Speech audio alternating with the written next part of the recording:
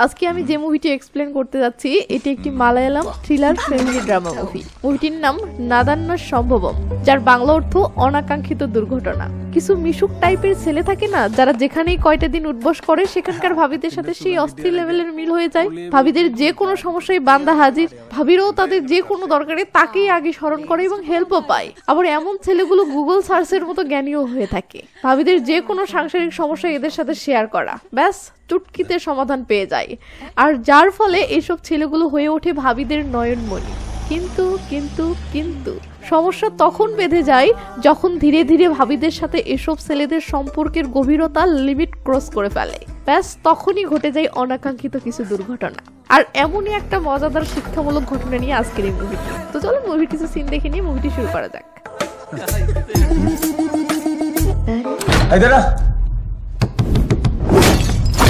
Ajit Neelakantan, मालिकल house, Indira Nagar, house number.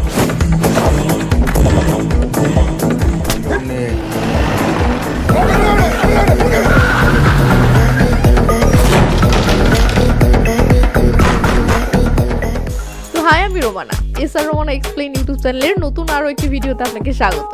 মুভির শুরু হয় রাতের বেলা একটা মহল্লায়। সিনে আলোকিত বাড়ির ভিতরে আসলে দেখি একটা পিচ্চি মেয়ের বার্থডে পার্টি হচ্ছে। তো এই লোকটির নাম অজিত আর এর বউয়ের নাম ধান্না। ও যার বার্থডে পালন হচ্ছে এটা এদের মেয়ে আয়না। আর আয়নার বার্থডে উপলক্ষে অজিত এই মহল্লার সবাইকে ইনভাইট করেছিল, তাই সবাই এসেছে।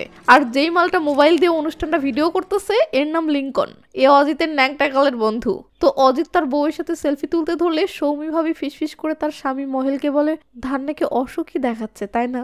মহেল এতক্ষণ ধান্নাকে অন্য নজরে দেখছিল, তাই সে বলে ওঠে, ধান্নাকে অতৃপ্ত দেখাচ্ছে। হ্যাঁ, তুমি কি বললে?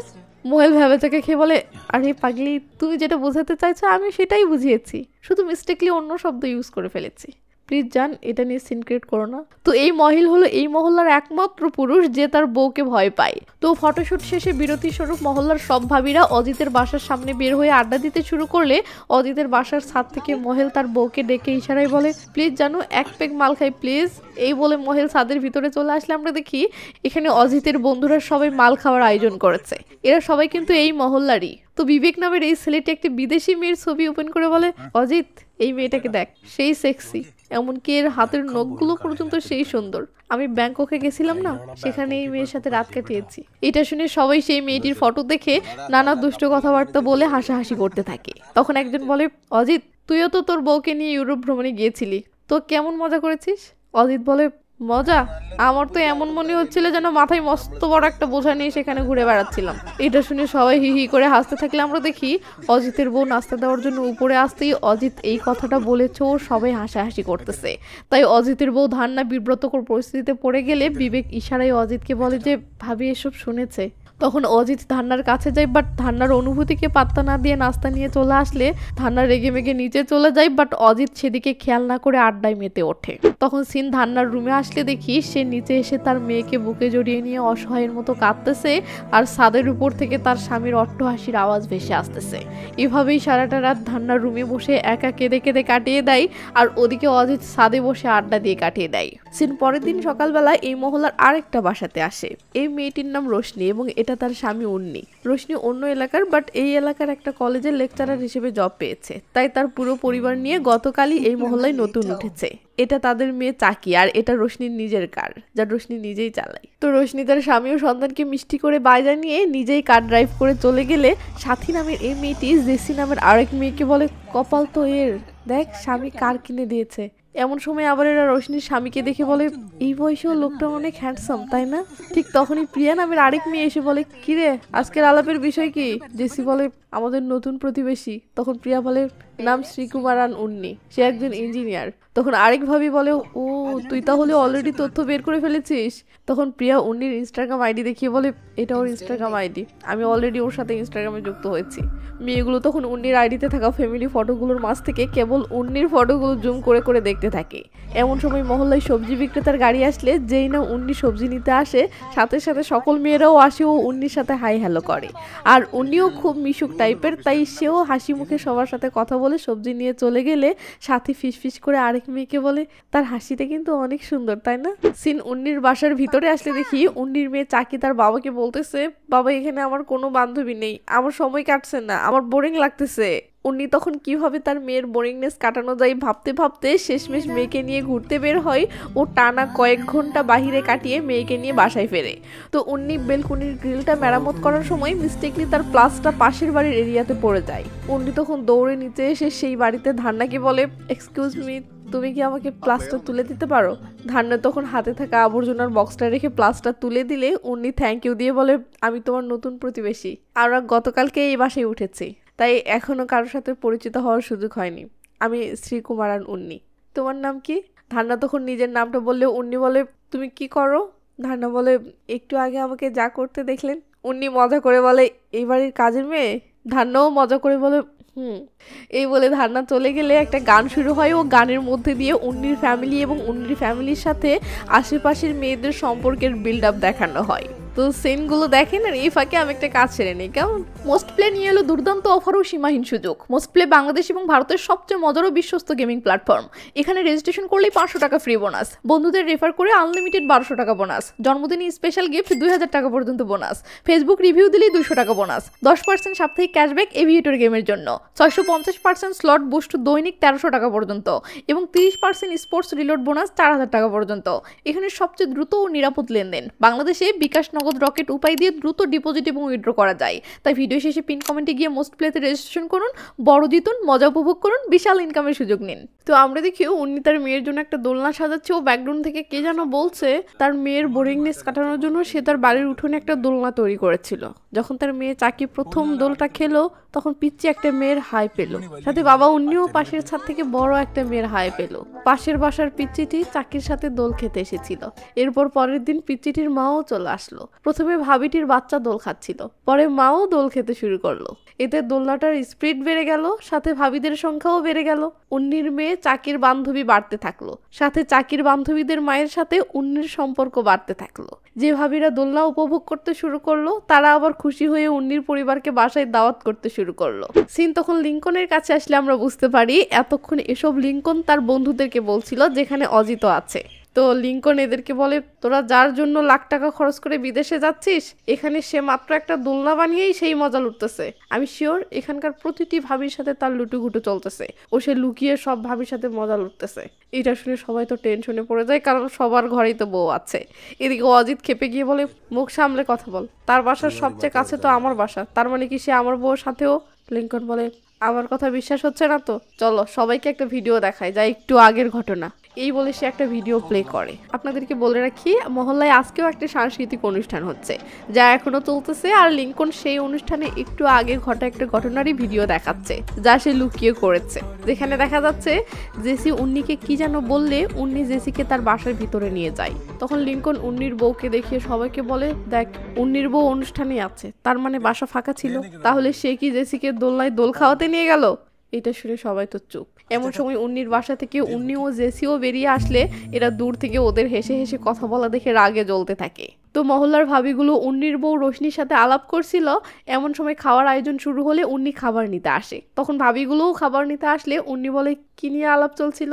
তখন প্রিয়া বলে, আমরা সবাই একটা ট্যুর দেওয়ার প্ল্যান ফাইনাল করলাম। প্রতি বছরের মতো এবারেও গুরুভায়ুর, পালানি, ভেলাকানি, রামেশ্বরম এবং মাদুরাই ভ্রমণ করে বাসায় ফিরবো। এটা শুনে উনি বলে, এসব ভ্রমণ করে মজা আছে? লাইফটাকে যদি এনজয় করতে চাও তো বিদেশ ভ্রমণ করো, বার্লিনে সহ কিছু ইউরোপ দেশ ঘুরে আসো, সেখানে গাড়ি ভাড়া নিয়ে নিজে ড্রাইভ করে সেখানকার গ্রাম অঞ্চলগুলো ঘুরে দেখো, দুর্দান্ত এক ফিলিংস পাবে। এটা শুনে আরেকজন বলে, উন্নি ভাই আমাদের দ্বারা কি এসব সম্ভব? উন্নি বলে, কেন সম্ভব নয়? তোমাদের দরকার শুধু ইন্টারন্যাশনাল একটা ড্রাইভিং লাইসেন্স এবং ভিসা পাসপোর্ট। আমার পরিচিত লোক আছে, আমি এই সব কিছুর ব্যবস্থা করে দিতে পারবো।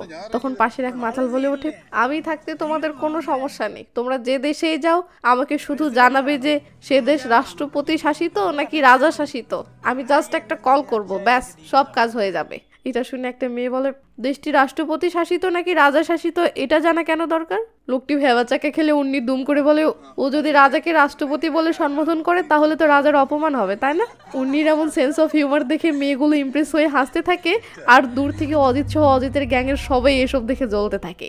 ব্যাপারটা উন্নির বউ রোশনি খেয়াল করে। জেসি খাবার নিতে গেলে পর্যাপ্ত খাবার না পাওয়া এই খাবার পরিবেশনের দায়িত্বে থাকা আঙ্কেলের সাথে ঝগড়া বেঁধে গেলে উন্নি প্রিয়াকে বলে, প্রিয়া যাও তো, ওকে সামলাও। তখন প্রিয়া গিয়ে জেসিকে সামলানোর চেষ্টা করে, বাট সামলাতে পারছে না। এটা দেখে উন্নি এবার নিজে এসে খুব সুন্দর করে পরিস্থিতিটা সামলে নাই, সাথে জেসিকে সামলে নিয়ে চলে যায়। আর এটা দেখে দূরে দাঁড়িয়ে থেকে অজিতের গ্যাং রাগে ফুলতে থাকে। তখন লিঙ্কন বলে, আমি বলেছিলাম না এই উন্নি সব ভাবির প্রিয়।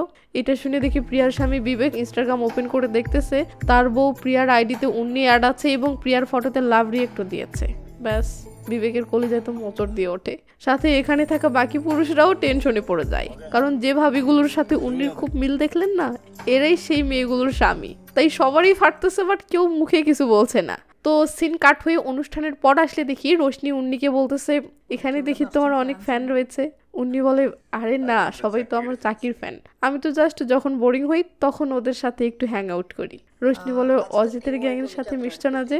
উন্নি বলে, ওরা কেমন জানি অদ্ভুত, ওদের সাথে আমার যায় না। রোশনি বলে, ঠিক আছে, আমাকে ঘুমাতে হবে, গুড নাইট। এটা শুনে উন্নি তার বউকে আদর করে দিয়ে কিচেনে যায়। সিন তখন অজিতের বাসার কিচেনে আসলে দেখি অজিতের বউ কিচেনে কাজ করতেছে। তো অজিতের বউ কাজ শেষে তার বেলকুনির পর্দাটা টেনে দিতে গেলে অপর পাশের কিচেনে উন্নিকে দেখে থেমে যায়। তো উন্নি কি যেন একটা ড্রিঙ্কস বানাচ্ছে দেখে ধান্না অবাক হয়ে সেটা দেখতেছে। ড্রিঙ্কস বানানো শেষে উন্নির নজর ধান্নার দিকে গেলে ধান্না ফিসফিস করে বলে, ওটা কি বানালেন? উন্নি বলে, ককটেল মিক্সিং। ধান্না ও বলে বেডরুমে চলে যায়, আর উন্নি বেলকুনিতে বসে ড্রিঙ্কসটা খেতে থাকে। কিছুক্ষণ পরে ধান্না উন্নিকে কল করলে উন্নি কিছুটা অবাক হয়ে কলটা রিসিভ করে বলে, হ্যাঁ বলো। ধান্না বলে, আপনি এখনো ঘুমাতে যাননি যে? উন্নি বলে, আমি একটু দেরিতেই ঘুমাই, কিন্তু তুমি এখনো ঘুমাওনি কেন? কিভাবে ঘুমাবো, এখনো তো আমার স্বামীর পার্টি শেষ হয়নি। তাতে কি, তুমি তো চাইলে ঘুমাতেই পারো, তাই না? না, তার পার্টি শেষ হওয়া পর্যন্ত আমাকে এভাবেই জেগে থাকতে হবে, নয়তো সে বাওয়াল শুরু করবে।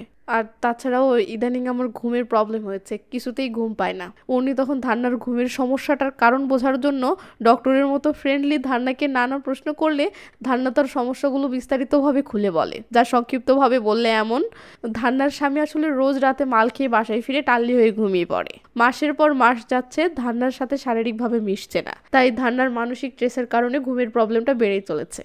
তো এটা শুনে উন্নি ধান্নাকে ভালো ভালো কিছু পরামর্শ দেয়ও, বলে, দেখো লাইফে খাবার, ঘুম আর তিনটি জিনিস যদি ঠিক থাকে তাহলে সব ঠিক, কিন্তু তার মাঝে তোমার তো লাস্টের দুইটি জিনিসই ঠিক নেই, তাই তোমার সেরোটোনিন, অক্সিটোসিন এবং ডোপামাইন প্রয়োজন। ধান্না বলে, আমি আর কোনো ট্যাবলেট খেতে চাই না। উন্নি হেসে দিয়ে বলে, আরে এগুলো ট্যাবলেট নাই, এগুলো আমাদের শরীরের সেই হরমোনগুলোর নাম যা আমাদেরকে সুখী ফিল করায়। ধান্না হেসে ওঠেও বলে, আপনি এত কিছু কিভাবে জানেন?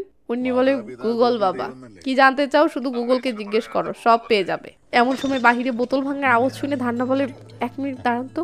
এই বলে ধান্না জানালা দিয়ে বাহিরে তাকালে দেখে অজিতের বন্ধু টাল্লি হয়ে পড়ে গেছে। এটা দেখে ধান্না আবার এসে উন্নির সাথে কথা বলতে শুরু করেও বলে, আচ্ছা সুখী হরমোনগুলো বাড়ানোর উপায় কি?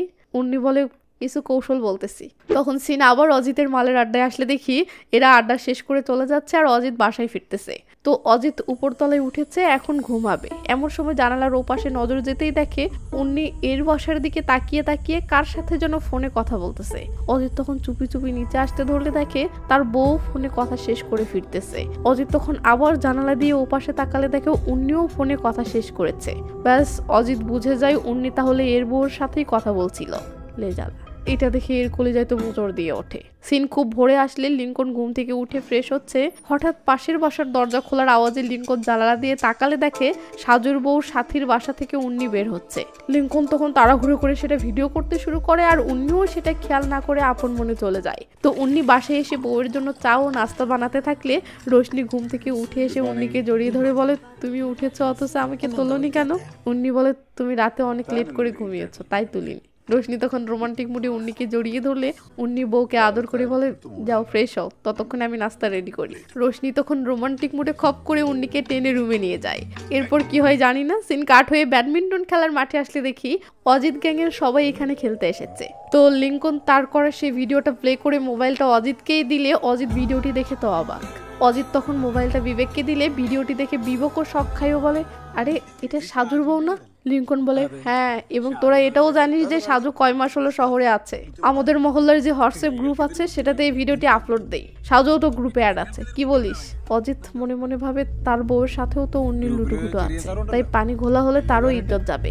এটা ভেবে অজিত বলে না থাক, আপলোড দিস না। তো রাতের বেলা মহল্লার ভাবিরা সবাই চিল করতে বের হলে উন্নিকে পেয়ে উন্নির সাথে আড্ডায় মেতে ওঠে। আর উন্নিও তো জ্ঞানের ভান্ডার, তাই সে নানা জ্ঞানমূলক কথা বলতে থাকে যা মেয়েরা সেই মজা নিয়ে শুনতে থাকে। তো এরা জমিয়ে আড্ডা দিচ্ছে, এমন সময় অজিত এদিক দিয়ে বাসায় ফিরতে থাকলে মেয়েদেরকে উন্নির সাথে এভাবে হাসি খুশি দেখে জ্বলতে থাকে। ও পাশ কাটিয়ে গিয়ে পিছন ফিরে এভাবে দেখে রেগে মেগে চলে যায়। পরের দিন সকালে লিঙ্কন ছাদে উঠে দাঁত ব্রাশ করতেছে আর উন্নির বাসার দিকে নজর রাখতেছে। সিন মহল্লার দূরের একটা বাসার সামনে আসলে দেখি আশাথী নামের একটা বই বিক্রেতা মেয়ে তার মায়ের থেকে বিদায় নিয়ে মার্কেটে বের হচ্ছে।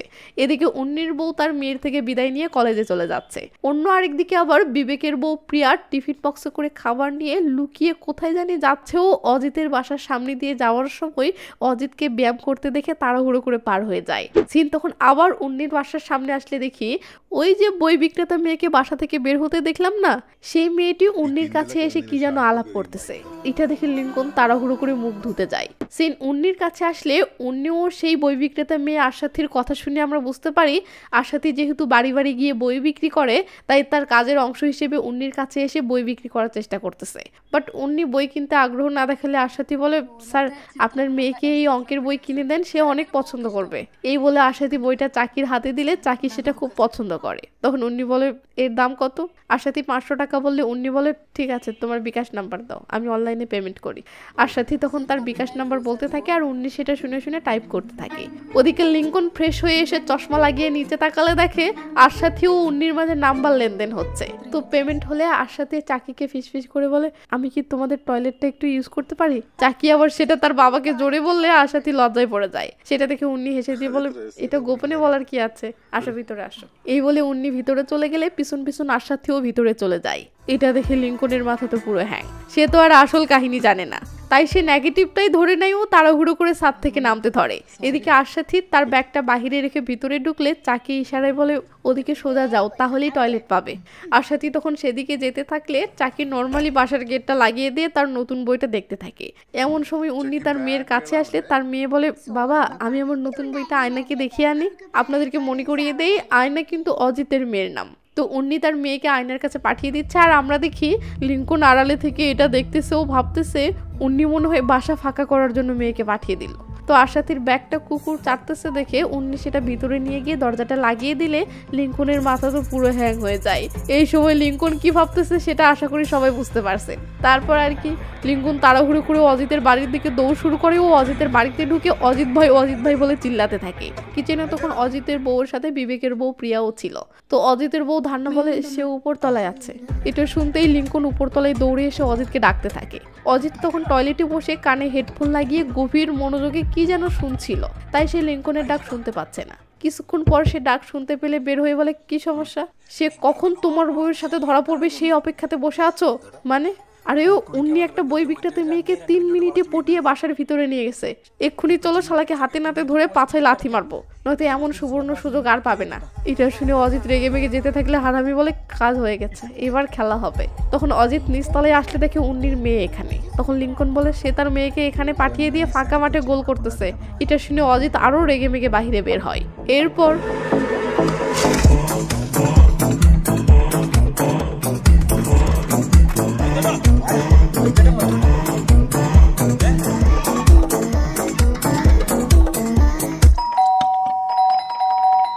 তো উন্নি দরজা খুলতে দেরি করতেছে দেখে লিঙ্কন বলে দেখেছো ভাই সে মজাই ডুবে আছে। এদিকে উন্নি এসে দরজা খুলে এদেরকে দেখে বলে কি সমস্যা? লিঙ্কন বলে আমরা আপনাকে সারপ্রাইজ দিতে এসেছি। এই বলে লিঙ্কন দুম করে ভিতরে ঢুকে বলে এই তো ভাই এটা ওই মেয়েটির ব্যাগ। এই বলে লিঙ্কন ভিতরে ঢুকতে থাকলেও উন্নি তো কিছুই বুঝতে পারছে না। ওদিকে লিঙ্কন বেডরুমের দরজা ধাক্কাই বলে এই মেয়ে বেরিয়ে আসো বলছি। উন্নি তো কিছুই বুঝতে পারছে না। ঠিক তখনই অজিত পিছন থেকে ধ্যাম করে একটা মেরে দেয়।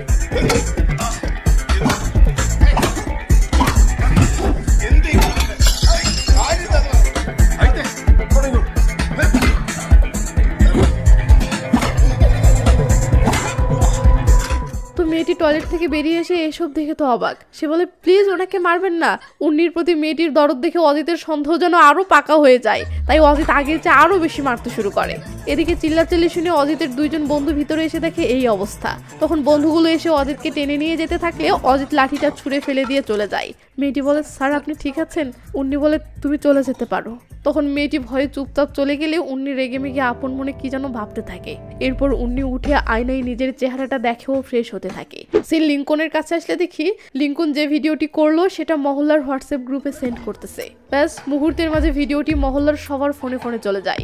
এমনকি অজিতের বউ ধান্নার ফোনেও আসে এবং অজিত যে উন্নিকে এমন নির্মমভাবে মারতেছে এটা দেখে ধান্না রীতিমতো অবাক হয়। সিন উন্নির বউ রোশনির কাছে আসলে দেখি সে কলেজে লেকচার দিচ্ছে। এমন সময় রোশনির ফোনেও সেই হোয়াটসঅ্যাপ গ্রুপের নোটিফিকেশন আসলে রোশনিও সেই ভিডিওটি দেখে চমকে উঠেও উন্নিকে কল করতে শুরু করে। কিন্তু উন্নি কল রিসিভ করছে না, কারণ উন্নির ফোনেও সেই হোয়াটসঅ্যাপ গ্রুপের ভিডিওটি এসেছে। তো ভিডিওটি দেখে উন্নি কি যেন একটা ভাবতে থাকে। ওদিকে রোশনি উন্নিকে মেসেজ করে তুমি ঠিক আছো কিনা শুধু এতটুকু বলো, আমার খুব টেনশন হচ্ছে। মেসেজটি দেখে উন্নি বুঝে যায় ভিডিওটি তাহলে রোশনি পর্যন্ত পৌঁছেছে। ব্যাস উন্নি রেগে মেগে শার্ট পরতে শুরু করে।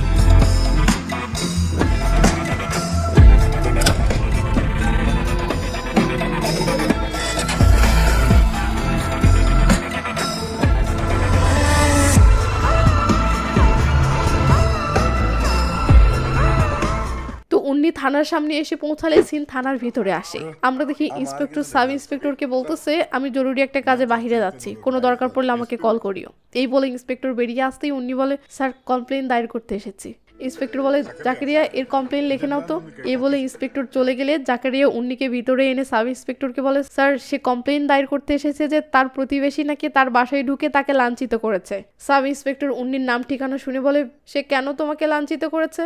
উন্নি বলে জানি না স্যার। ইন্সপেক্টর বলে যে তোমাকে লাঞ্ছিত করেছে সে এখন কোথায়? উন্নি বলে সে এখন তার বাসাতেই আছে। সাব ইন্সপেক্টর বলে তোমার কাছে কি তার নাম্বার আছে? উন্নি বলে তার নাম্বার নেই, তবে তার বউয়ের নাম্বার আছে। তো পুলিশ উন্নির কমপ্লেন লিখে নেয় ও অজিতের ঠিকানায় চলে আসে। কলিং বেল বাজারে ধান্না বের হয়ে পুলিশকে দেখে তো অবাক। সাব ইন্সপেক্টর তখন অজিতের খোঁজ করলে ধান্না বলে সে তো বাসায় নেই। সাব ইন্সপেক্টর বলে উন্নির বাসা কোনটা? ধান্না তখন পাশের বাসাটা দেখিয়ে দেয়। ওদিকে দূর থেকে লিঙ্কন এটা দেখে ফেলে ও অজিতকে কল করে ঘটনাটা জানায়। এদিকে সাব ইন্সপেক্টর ধান্নাকে বলে আজকে সকালে যে ঘটনাটি ঘটেছে সেটা কি আপনি দেখেছেন? ধান্না বলে নিজ চোখে দেখিনি, তবে অ্যাসোসিয়েশনের হোয়াটসঅ্যাপ গ্রুপে ভিডিও দেখেছি। সাব ইন্সপেক্টর তখন সেই ভিডিওটি দেখতে চাইলে ধান্না ফোন আনতে ভিতরে যেতেই লিঙ্কন এসে বলে হাই আমি লিঙ্কন, অনলাইন সাংবাদিক, আমি এই ঘটনা নিজ চোখে দেখেছি। এই বলে লিঙ্কন বই বিক্রেতা মেয়ের সাথে উন্নিকে হাতে নাতে ধরে মারার সেই ভিডিওটি দেখায় ও বলে এই উন্নি লোকটাকে যতটা ভদ্র মনে করছেন সে মোটেও অমন নয়। এই মহল্লার সকল মেয়ের সাথে তার সম্পর্ক, তাই আমরা তাকে পিটিয়ে উচিত শিক্ষা দিয়েছি। পুলিশ বলে সে কি মেয়েটিকে তোমার বাসায় এনেছিল? লিঙ্কন বলে না, তবে এই মহল্লায় আমরা ভদ্র মানুষ বাস করি। পাশের পুলিশ বলে তো ভদ্রের বাচ্চা অন্যের বাসায় গোপনে নজর রাখা এটা কোন ভদ্রতার আন্ডারে পড়ে? সাব ইন্সপেক্টর বলে বেটা চল জিপে ওঠ, তোকে ভদ্রতা শেখাবো। এই বলে পুলিশ লিঙ্কনকে ধাক্কাতে ধাক্কাতে জিপে তুলতে থাকে। আর মেয়ে পুলিশটি ধান্নাকে বলে আমরা ভিডিওটি দেখেছি, আপনি আপনার স্বামীকে তাড়াতাড়ি থানায় আসতে বলুন। ধান্না তখন তার স্বামীকে কল করে। এদিকে লিঙ্কনকে নিয়ে যাওয়ার সময় লিঙ্কন পথের মাঝে বই বিক্রেতা মেয়েটিকে দেখে বলে স্যার থামুন থামুন, এই সেই আশাথী, এই মেয়ে আজ সকালে তার বাসাতে ধরা পড়েছিল। তো পুলিশ গাড়িটি চলে যায়, বাট একটু পর মেয়েটি যখন পাশের একটা পাবলিক টয়লেটে যাচ্ছিল তখন কে যেন বলে ওঠে আশাথী। ওদিকে উন্নি তার হাতের এক্সরে করা শেষে রোশনিকে কল করে। রোশনি তখন বাসার দিকেই আসছিল, বাট উন্নির কল পেয়ে থেমে যায়। তো রোশনি কলটা রিসিভ করলে এদের দুজনের মাঝে কি যেন কথা হয় ও রোশনি ওকে বলে কথা শেষ করে। এদিকে সাব ইন্সপেক্টর লিঙ্কনকে নিয়ে থানায় পৌঁছে হাবিলদারের থেকে উন্নির এক্সরে রিপোর্ট জানতে চাইলে হাবিলদার বলে লাঠির আঘাত আটকাতে গিয়ে ওনার আঙ্গুল ভেঙে গেছে, এই কেসটা অনেক জটিল হতে পারে। কেসটা সেকশন 307 এবং সেকশন 326 আন্ডারে পড়তেছে। যেহেতু হামলাকারী ওনাকে জানে মেরে ফেলার জন্য ওনার বাসায় ঢুকে পড়েছিল, তাই আইপিসি 452 এই কেসে যুক্ত করা যেতে পারে। আর যদি সেটা করি তো এটি একটি অবেলযোগ্য অপরাধ। সাব ইন্সপেক্টর তখন উন্নিকে বাহিরে একটু বসতে বলে ভিতরে এসে হাবিলদারকে বলে পথের মাঝে প্রদীপ স্যার আমাকে ফোন করেছিল। সে বলল এই কেসের আসামি অজিত নাকি পুলিশ সুপারের কাছের লোক, তাই এফআইআর না নিয়ে বরং থানাতেই দুজনের মাঝে সমঝোতা করে কেসটা ক্লোজ করতে বলতেছে। এমন সময় থানার ভিতরে পাপ্পু নামের একটা ছেলের কান্নাকাটি দেখে সাব ইন্সপেক্টর জানতে চাই এর কি সমস্যা।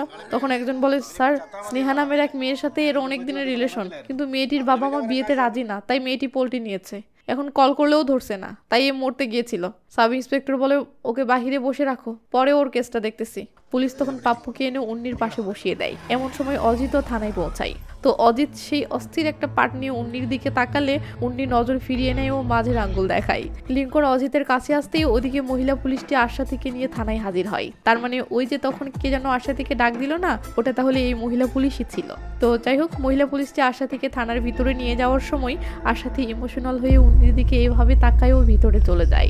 পরিস্থিতি বেগতিক দিকে যাচ্ছে দেখে লিঙ্কন অজিতকে বলে, ভাই তুমি এক্ষুনি ভিতরে আসো না, তুমি গাড়িতেই থাকো, আমি তোমাকে ডেকে নেব। তো এদিকে সাব ইন্সপেক্টর আশাথীকে জিজ্ঞাসাবাদ শুরু করলে আশাথী বলে, ম্যাম আমাকে একটু টয়লেটে যেতে হবে। মহিলা পুলিশটি তখন আশাথীকে টয়লেটে নিয়ে গেলে এই সুযোগে লিঙ্কন সাব ইন্সপেক্টরকে বলে, স্যার মেয়েটির সহজ সরল চেহারা দেখে গলবেন না।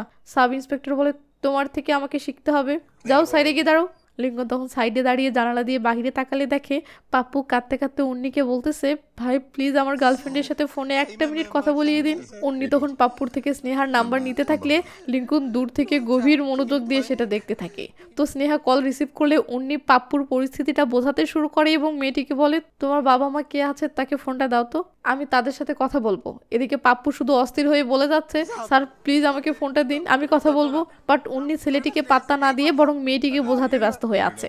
কিন্তু দূর থেকে লিঙ্কন তো এদের কথা শুনতে পাচ্ছে না, শুধু পরিস্থিতিটা দেখতে পাচ্ছে। আর দূর থেকে পরিস্থিতিটা এমন দেখাচ্ছে যে উন্নি পাপ্পুর থেকে পাপ্পুর গার্লফ্রেন্ডের নাম্বার নিল এবং পাপ্পুর গার্লফ্রেন্ডের সাথেই এখন এমন ভাবে আলাপে মজে গেছে যে পাপ্পুকেও আর কথা বলতে দিচ্ছে না। তাই লিঙ্কন সাব ইন্সপেক্টরকে ডেকে এনে দূর থেকে এটা দেখায়ও বলে, উনি কেমন মেয়ে লুভি সেটা তো আমার কথাই বিশ্বাস করছিলেন না, নেন এবার নিজ চোখে দেখুন। সাব ইন্সপেক্টর তখন সেটা দেখতে থাকলে লিঙ্কন বলে, যে ছেলেটি তার প্রেমিককে না পেয়ে মরতে যাচ্ছে ও সেই ছেলেটির প্রেমিকাকেও পটানোর চেষ্টা করছে। সাব ইন্সপেক্টর অবাক হয়ে চেয়ে থাকলে লিঙ্কন বলে, স্যার এ প্রো লেভেলের খেলোয়াড়, মেয়েদের মন জয় করতে ওর 1 মিনিটই যথেষ্ট। জানেন মাত্র কয়েকদিনে ও আমাদের মহল্লার সব মেয়েদের সাথে সম্পর্কে জড়িয়েছে। এই বলে লিঙ্কন সেই ভিডিওগুলো বের করে দেখাতে থাকে যে ভিডিওগুলো সে লুকিয়ে লুকিয়ে করেছিল। ভিডিওগুলো দেখে সাব ইন্সপেক্টর যে রিয়াকশন দেয় তাতে লিঙ্কন বুঝে যায় কাজ হয়ে গেছে। তাই আশাথী টয়লেট থেকে বের হলে লিঙ্কন অজিতকেও ভিতরে আসতে বলে। তো এরপর দেখি সাব ইন্সপেক্টর আশাথীকে বলতেছে, তুমি উন্নির কাছে কেন গিয়েছিলে? আশাথী বলে, স্যার বই বিক্রি করতে গিয়েছিলাম। সাব ইন্সপেক্টর বলে, বাসার ভিতরে কেন গিয়েছিলে? আশাথী বলে, স্যার ফুড পয়জনের কারণে আজকে আমার পেট খারাপ হয়েছে। বই বিক্রি করতে গিয়ে যখন আমার টয়লেটের প্রেশার এসেছিল তখন আমি অনেকের বাসাতেই যেতে চেয়েছিলাম, কিন্তু কেউ তাদের টয়লেটটা ইউজ করার অনুমতি দেয়নি। কেবলমাত্র ওই সহৃদয়বান ব্যক্তি আন্তরিকতার সাথে হেল্পটা করেছিল। কিন্তু যখন আমি টয়লেটের ভিতর ছিলাম তখন বাহিরে কাউকে মারার আওয়াজ শুনতে পাই। বের হয়ে দেখি এই লোকটি স্যারকে নির্মমভাবে মারতেছে আর এই লোকটি সেটা ভিডিও করতেছে। তখন পাশের মহিলা পুলিশটি বলে, হ্যাঁ স্যার, আমি যখন আশাথীকে নিতে গিয়েছিলাম তখন সেখানেও তাকে টয়লেটে ঢুকতে দেখেছিলাম। এবার সাব ইন্সপেক্টর আসল সত্যটা বুঝতে পেরে লিঙ্কনের উপর খেপে গেলে অজিত বলে, স্যার এর কোনো দোষ নেই, কেবলমাত্র আমি ওকে মেরেছি, কারণ ও আমার বউ ধান্নার সাথে দুর্ব্যবহার করেছে। সাব ইন্সপেক্টর বলে, যদি সে সত্যিই তোমার বউয়ের সাথে কোনো দুর্ব্যবহার করেই থাকে তাহলে তুমি থানায় কমপ্লেন না করে কিসের প্রমাণের ভিত্তিতে তাকে মারতে গেলে? এই বলে সাব ইন্সপেক্টর ক্ষিপ্ত হয়ে গেলে লিঙ্কন শান্ত করেও বলে, স্যার একটুর মাঝে ওর বউ ধান্নাকে এখানে হাজির করতেছি, তার মুখ থেকে অভিযোগ শোনেন, তাহলেই সব প্রমাণ হয়ে যাবে, আমরা ওকে আনতেছি। এই বলে লিঙ্কন অজিতকে নিয়ে বাহিরে গেলে সাব ইন্সপেক্টর আশাথীকে বাহিরে বসতে বলে। ওদিকে অজিতের বন্ধু বিবেক এসে বলে, ভাই কি চলতেছে? অজিত বলে, ধান্নাকে হাজির করতে হবে এবং তাকে দিয়ে উন্নির বিরুদ্ধে অভিযোগ দায়ের করাতে হবে। বিবেক বলে, তো ভাবিকে আসতে বলেছো? অজিত বলে, হ্যাঁ ফোন করে তো আসতে বললাম।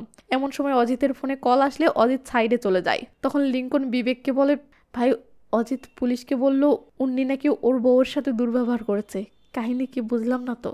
তখন বিবেক আশেপাশে তাকিয়ে লিঙ্কনকে একটা ফাইল সেন্ড করে বলে, হোয়াটসঅ্যাপে পাঠিয়েছি দেখ, আর হ্যাঁ হেডফোন ইউজ কর। লিঙ্কন গুলগুলা হয়ে বলে, ভাই উনিও ধান্না ভাবির ভিডিও নাকি? বিবেক বলে, দেখে কাকে? লিঙ্কন আফসোস করে বলে, এটার খবর আমি কেবল জানলাম, আসলে তুই আমাকে আগে বলিসনি কেন? তো কিছুক্ষণের মাঝে ধান্না চলে আসলে বিবেক বলে, ভিতরে যাওয়ার আগে তোমার সব বিষয় ক্লিয়ার হওয়া দরকার। আর তা হলো উনি অজিতের বিরুদ্ধে কমপ্লেইন দায়ের করেছে এবং ব্যাপারটা সিরিয়াস পর্যায়ে চলে গেছে। এখন অজিত এই কেসটা থেকে রেহাই পাবে যদি তুমি পুলিশের কাছে বয়ান দাও। ধান্না অবাক হয়ে বলে, আমি আবার কি বয়ান দিব? বিবেক বলে, তুমি তো জানো অজিত কেন উন্নিকে মেরেছে। ধান্না অবাক হয়ে বলে, কেন মেরেছে আমি তো জানি না। তখন লিঙ্কন বলে, আসলে তোমার একটা গোপন ভয়েস রেকর্ড অজিতের কাছে পৌঁছেছিল, যা শুনে অজিত ক্ষিপ্ত হয়ে এই কাজটা করেছে। ধান্না তো বুঝতে পারছে না কিসের ভয়েস রেকর্ড। এমন সময় মহিলা পুলিশটি ধান্নাকে ডাক দিলে ধান্না থানার ভিতরে যাওয়ার পথে উন্নিকে দেখে একটু থেমে যায়, এরপর ভিতরে চলে যায়। তো সাব ইন্সপেক্টর ধান্নাকে জিজ্ঞেস করে, ওই যে বাহিরে যে লোকটি বসে আছে ওনাকে চেনেন? ধান্না তখন উন্নিকে দেখে বলে, হ্যাঁ সে আমার প্রতিবেশী। সাব ইন্সপেক্টর বলে, প্রতিবেশী হিসেবে তার সাথে আপনার সম্পর্ক কেমন? ধান্না অবাক হয়ে বলে, প্রতিবেশীর সাথে নর্মালি যেমন সম্পর্ক থাকে তেমন। তখন মহিলা পুলিশটি বলে, ম্যাম আপনার স্বামী কমপ্লেন করতেছে যে ওই লোকটি নাকি আপনার সাথে নোংরামি করেছে। এটা শুনতেই ধান্না ঝটকা খেয়ে তার স্বামীর দিকে তাকায়। সাব ইন্সপেক্টর বলে, ম্যাম আপনার স্বামীর ভাষ্য মতে এই লোকটি আপনার সাথে নোংরামি করেছে, আর এই জন্যই আপনার স্বামী লোকটিকে মেরেছে। এটা শুনে ধান্না রীতিমতো অবাক হয়ে তার স্বামীকে দেখতে থাকে। সাব ইন্সপেক্টর বলে, ম্যাম এই বিষয়ে আপনার বক্তব্য কি? এটা শুনে ধান্না থমড়ে থাকলে অজিত বলে, স্যার ও এই বিষয়ে জানে না। সাব ইন্সপেক্টর বলে, শাবাশ, যার সাথে নোংরামি হয়েছে সে নিজেই জানে না যে তার সাথে নোংরামি হয়েছে। অজিত তখন তার বউকে বলে, এদিকে আসো, তোমার সাথে কথা আছে। সাব ইন্সপেক্টর তখন রেগে মেগে অজিতকে বের করে দিয়ে ধান্নাকে বলে, ম্যাম আপনার স্বামী কি আপনার নির্দেশে তাকে মেরেছে? ধান্না না বলতে যাবে তার আগেই অজিত এসে আবার পরিস্থিতিটা সামলানোর চেষ্টা শুরু করলে সাব ইন্সপেক্টর এবার অজিতের উপর চরম লেভেলের খেপে যায় ও অজিতকে রুম থেকে বের করে দিয়ে ধান্নাকে বলে, ম্যাম আপনি সোজা সোজা বলেন এই উন্নির বিরুদ্ধে কি আপনার কোনো অভিযোগ আছে? থাকলে বলেন, তাহলে আমরা উন্নির বিরুদ্ধে স্টেপ নিব। আর যদি না থাকে সেটাও বলুন, তাহলে একটা নিরপরাধ মানুষকে নির্মমভাবে মারার দায়ে আপনার স্বামীকে রিমান্ডে নিব, এমনকি সে জামিনও পাবে না। এটা শুনে লিঙ্কন তাড়াহুড়ো করে বলে, স্যার একটা অভিযোগ আছে। এই বলে লিঙ্কন বিবেকের থেকে পাওয়া সেই গোপন ভয়েস রেকর্ডটা প্লে করেও বলে, এটা শুনুন তারপর সিদ্ধান্ত নিন। ধান্না তো কিছুই বুঝতে পারছে না এটা কিসের ভয়েস রেকর্ড, বাট যখন ভয়েস রেকর্ডটি চলতে থাকে তখন সেটা শুনে ধান্না সহ সেখানকার সবাই লজ্জায় মাথা নিচু করে থাকে আর সিন ফ্ল্যাশব্যাকে চলে যায়। আপনাদের মনে আছে বই বিক্রেতা মেয়েটি উন্নির বাসায় ঢোকার একটু আগে আমরা বিবেকের বউ প্রিয়াকে টিফিন বক্স হাতে কই জানি যেতে দেখেছিলাম? এবার আমরা জানতে পারি প্রিয়া আসলে অজিতের বাসাতে এসেছিল ধান্নার সাথে একটা বিষয়ে কথা বলার জন্য। ওই সময় বিবেক অজিতকে কল করে বলে, প্রিয়া কি তোর বাসায় গিয়েছে? অজিত বলে, হ্যাঁ কেন? বিবেক বলে, দোস্ত তোর বউ আমার বউয়ের মাথা খাচ্ছে। কেন, কি হয়েছে? আমি যে প্রিয়াকে সময় দেই না এবং রোজ রাতে মদ খেয়ে বাসায় ফিরি, এর জন্য নাকি আমাদের দাম্পত্য জীবন নষ্ট হচ্ছে, তাই আমাদের দুজনকে নাকি কাউন্সিলিং এর জন্য সাইকিয়াট্রিস্টের কাছে যাওয়া উচিত। তোর বউ প্রিয়াকে এসব বুদ্ধি দিচ্ছে। অজিত কিছুতেই এটা বিশ্বাস করতে না চাইলে বিবেক বলে, তুই কিচেনে গিয়ে দেখ, ওরা এখন নিশ্চয়ই এসব নিয়েই কথা বলছে। অজিত বলে, তোর মেয়েদের এসব আলাপ শোনার সময় আমার নেই, দাঁড়া আমি তোর জন্য শোনার ব্যবস্থা করতেছি, তুই নিজেই শোন। এই বলে অজিত বিবেককে ফোন কলে রেখে কিচেনে এসে কৌশলে ফোনটা রেখে চলে যায়। আর এরা নর্মালি এদের আলাপ করতে থাকে। তো ধান্নার যেমন ঘুমের প্রবলেম, প্রিয়ারও সেম ভাবে ঘুমের প্রবলেম। প্রিয়া বুঝে উঠতে পারছে না এই ঘুমের প্রবলেম কেন হচ্ছে ও এটার সমাধান কি। কিন্তু ধান্না তো একদিন উন্নির থেকে এসব বিষয়ে বিস্তারিত জেনেছিল, তাই ধান্না সেই জ্ঞান থেকে বলে, আমাদের ঘুমের প্রবলেমের মেইন কারণ হলো দীর্ঘদিন শারীরিক সম্পর্ক না করার কারণে মানসিক চাপ ও স্ট্রেস বৃদ্ধি পাওয়া। আর এই স্ট্রেস কমানোর একটা বুদ্ধি হলো নিজেই সঙ্গে সঙ্গে ধান্নার রেকর্ডিংটা স্টপ করে দেয় ও লজ্জায় মাথা নিচু করে থাকে। সাব ইন্সপেক্টর বলে, ম্যাম আপনি কিছু সময়ের জন্য একটু বাহিরে গিয়ে বসুন। ধান্না তখন বাহিরে চলে গেলে সাব ইন্সপেক্টর আবার রেকর্ডটা প্লে করে। তখন সিন আবার ফ্ল্যাশব্যাকে গেলে দেখি প্রিয়া বলতেছে, তুমি এসব কার কাছ থেকে জানলে? ধান্না নর্মাল ভাবে বলে, উন্নি ভাইয়ের কাছ থেকে। এটা শুনে প্রিয়া অবাক। এদিকে সিন বর্তমানে আসলে দেখি এখানকার সবাইও রীতিমতো অবাক হয়ে বাহিরে বসে থাকা উন্নির দিকে দেখতেছে। তো সিন আবার ফ্ল্যাশব্যাকে গেলে দেখি প্রিয়া বলতেছে, আচ্ছা তোমরা কখন এসব নিয়ে আলাপ করলে? ধান্না বলে, একদিন আমার ঘুম আসছিল না, তাই পাশের বারান্দায় উন্নি ভাইকে জেগে থাকতে দেখে ওনাকে কল করে এমনি কথা বলছিলাম। তখন সে আমার ঘুমের সমস্যাটা শুনে পুরো বিষয়টা অ্যানালাইসিস করে এসব জ্ঞান ও পরামর্শ দিয়েছিল, যা আমার জন্য সত্যিই অসাধারণ কাজ করেছে।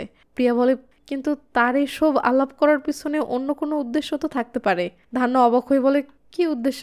এমন সময় অজিতের ফোনে বিবেকের কল আসলে রিংটোনের শব্দে এদের আলাপ থেমে যায় ও ধান্না ফোনটা অজিতকে দিয়ে আসে। তো অজিত কলটা রিসিভ করে বলে, কিরে তোর সন্দেহ গেল?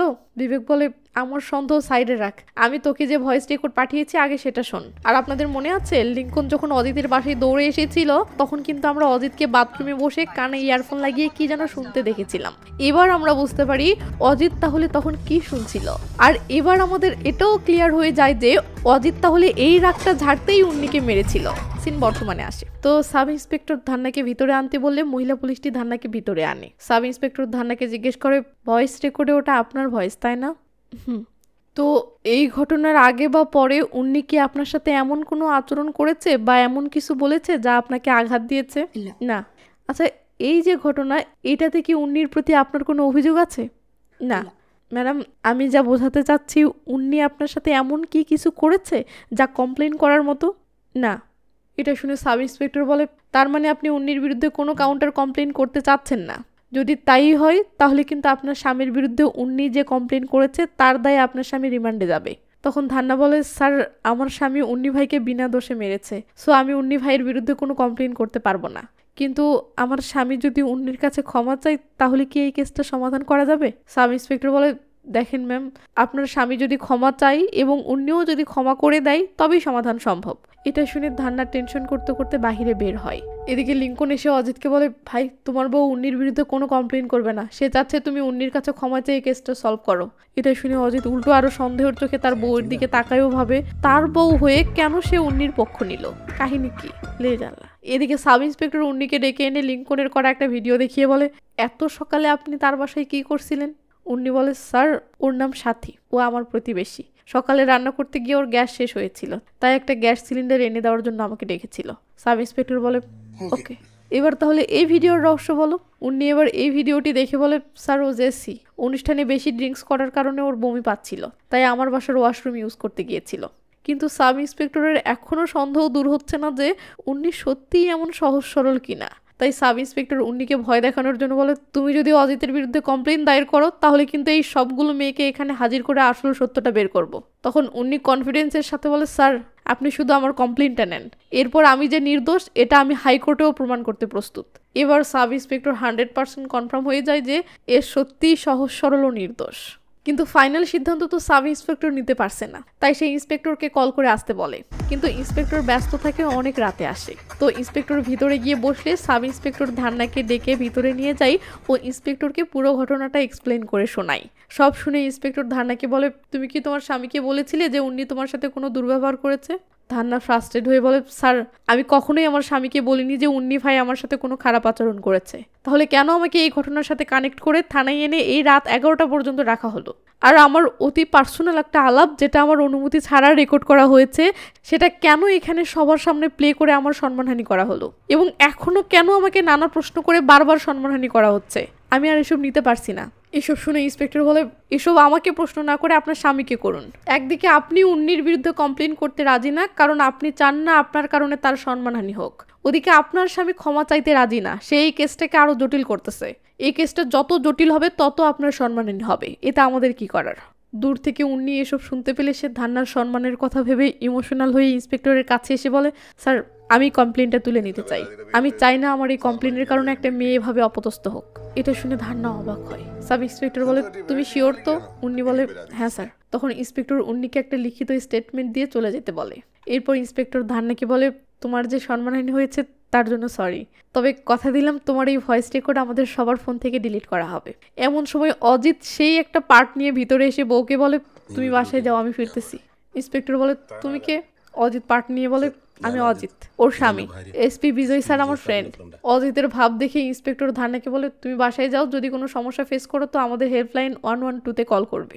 ধান্না তখন চলে গেলে অজিত পার্ট নিয়ে বলে, এসপি বিজয়ের সাথে মাঝে মাঝেই পার্টি দেই, আপনিও একদিন চলে আসেন, মাল খাওয়াবো। ব্যাস, কোনো কথা নেই, এই লে।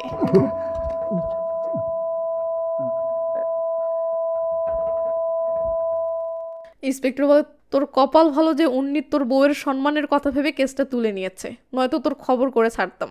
এটা শুনে অজিতের উল্টো তার বউয়ের প্রতি আরো সন্দেহ বেড়ে যায় ও ভাবে, আমার বউয়ের সম্মান নিয়ে এই শালার এত চিন্তা কেন, কাহিনী কি লে জ্বালা।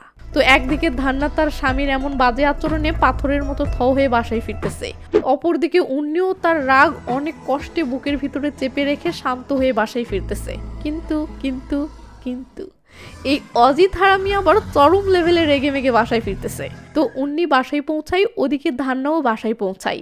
এর মাঝেই অজিত রেগে মেগে বাসায় পৌঁছে এই নে।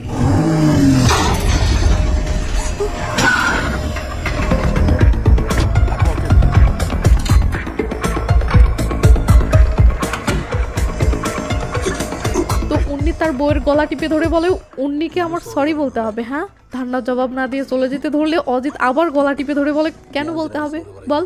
কিন্তু এবারও ধান্না কোনো জবাব না দিয়ে রেগে মেগে যেতে ধরতেই এই নেই, ধান্না তো ভয়ে জড়সড়। এদিকে বাড়ির বাহির থেকে শোনা যাচ্ছে অজিত তার বউকে মারতেছে আর বলতেছে, ওর বিরুদ্ধে কমপ্লেন করতে তোর সমস্যা কি ছিল? ওদিকে অজিতের মেয়ে আয়না পাশের বাসাতে প্রিয়ার কাছে ছিল, সে তার বাবা মায়ের মারামারির আওয়াজ শুনে প্রিয়াকে বলে, আমি আব্বু আম্মুর কাছে যাব। প্রিয়া বলে, পরে যেও। ওদিকে পাশের বাসা থেকে রোশনিও শুনতে পাচ্ছে অজিত তার বউকে মারতেছে আর বলতেছে, সে কতদিন থেকে তোর গোপন রোগের চিকিৎসা করতেছে বল। কন কি একটা অবস্থা। এদিকে উন্নীত কমল মনের মানুষ হিসেবে একটা মেয়েকে এমন নির্মমভাবে মারার এমন আওয়াজ শুনে নিজেকে সামলে রাখার কথা না, কিন্তু সে আর অন্যের ঝামেলাতে জড়িত হতে চায় না বলে অনেক কষ্টে চুপ করে আছে এবং এমন নির্মম চিৎকার শুনেও না শোনার ভান করে যাচ্ছে। এভাবেই কিছুক্ষণ গেলে একটা সময় অজিতের মেয়ে আয়না তার মায়ের চিৎকার শুনে বাসার দিকে দৌড় দেয়। বিষয়টা দেখেও উনি না দেখার ভান করে। তো আয়না বাসায় ঢুকে তার মাকে মারতে দেখে হাউমাউ করে কাঁদতে থাকলে সেটা শুনে উন্নির মেয়ে কাঁদতে কাঁদতে তার বাবার কাছে এসে ইশারায় বলে, বাবা প্লিজ কিছু একটা করো প্লিজ। উন্নি তখন ইমোশনাল হয়ে তার মেয়েকে বলে, তুমি ভিতরে যাও। উন্নির মেয়ে ভিতরে গেলে উন্নি কি যেন ভাবতে থাকে। এদিকে অজিতের বউ অজিতের হাত ফসকে তার মেয়েকে নিয়ে রুমের ভিতরে ঢুকে দরজাটা লাগিয়ে বসে আছে, আর অজিত দরজাটা ভাঙার চেষ্টা করে যাচ্ছে, যা দেখে তার মেয়ে ভয়ে হাউমাউ করে কাঁদতেছে আর বারবার এটাই বলতেছে, প্লিজ বাবা আম্মুকে মেরো না। কিন্তু অজিত তার মেয়ের এমন করুণ অনুরোধের পরেও দরজাটা ভাঙার চেষ্টা করেই যাচ্ছে। হঠাৎ কেউ বলে ওঠে, এ থাম।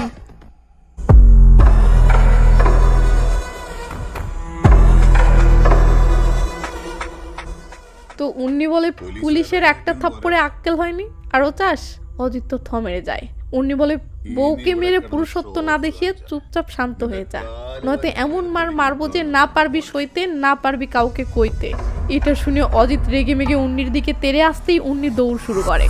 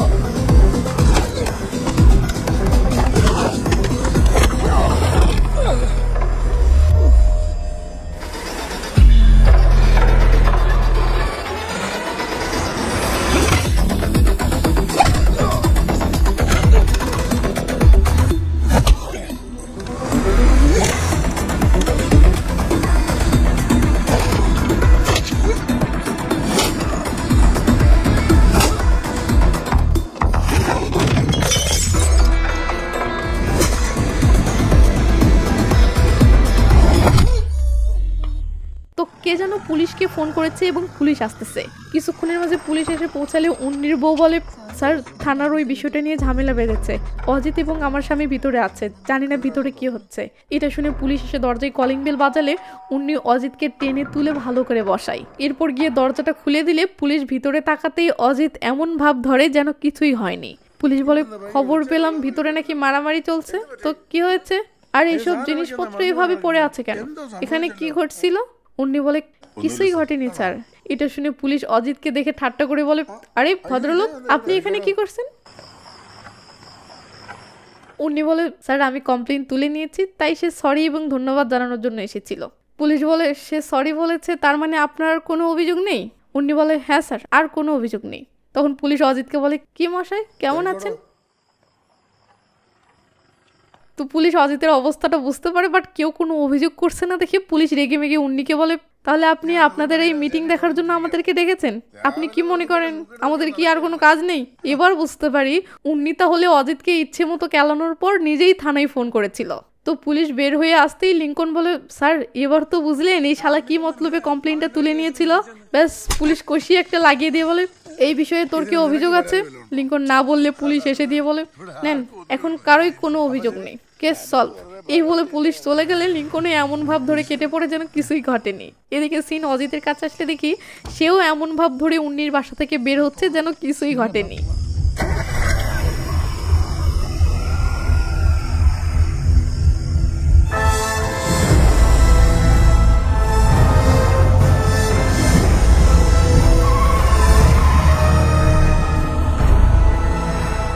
তো ধান্না এইভাবে তার মেয়েকে নিয়ে চিরদিনের জন্য বাড়ি ছেড়ে চলে যায়।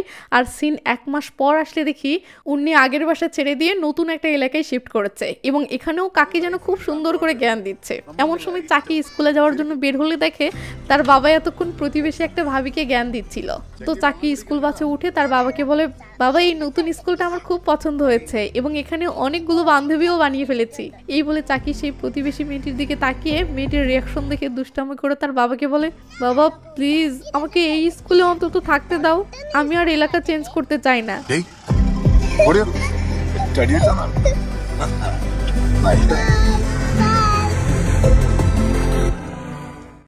তো মুভিটি থেকে আপনার মতে কি শিক্ষা নেওয়া উচিত সেটা কমেন্ট করে জানাবেন। দেখি এই মুভিটি কে কোন দৃষ্টিভঙ্গি থেকে দেখেছেন এবং কে কোন বিষয়টাই ফোকাস দিয়েছেন, আমি আপনাদের সবার কমেন্ট পড়বো। আর হ্যাঁ, এই চ্যানেলটি যদি এখনো সাবস্ক্রাইব করে না থাকেন তো মশাই আমার সাথে আপনার শত্রুতা কি নিয়ে?